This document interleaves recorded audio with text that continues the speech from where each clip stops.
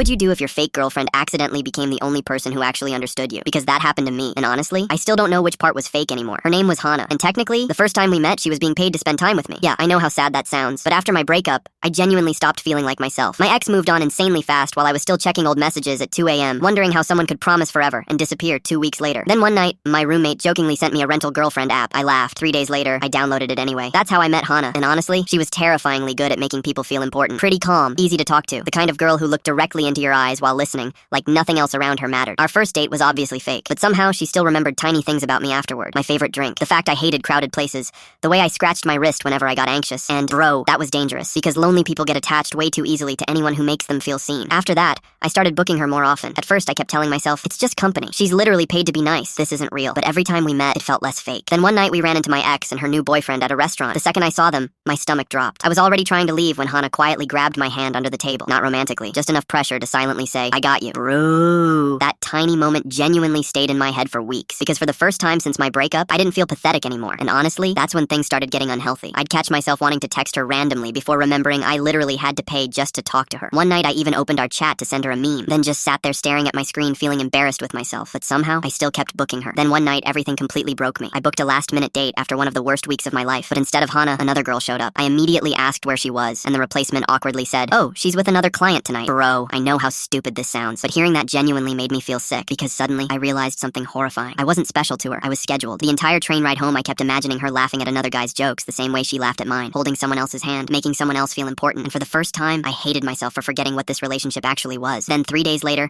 Hana texted me unexpectedly, not through the app, my actual number. Just, are you okay? My heart genuinely started racing reading that, because rental girlfriends weren't supposed to care outside work. I asked why she was texting me. A few minutes passed, and she replied, because you looked genuinely hurt that night. Then another message appeared, and honestly, I hated knowing you cared about me that much. That line completely destroyed me, because for the first time, it didn't feel like she was talking to me as a client anymore. Then she sent one final message I still think about constantly. You're the first person who ever made me forget I was pretending. And honestly, I think the scariest relationships are the ones that start fake, but slowly become more real than anything else in your life.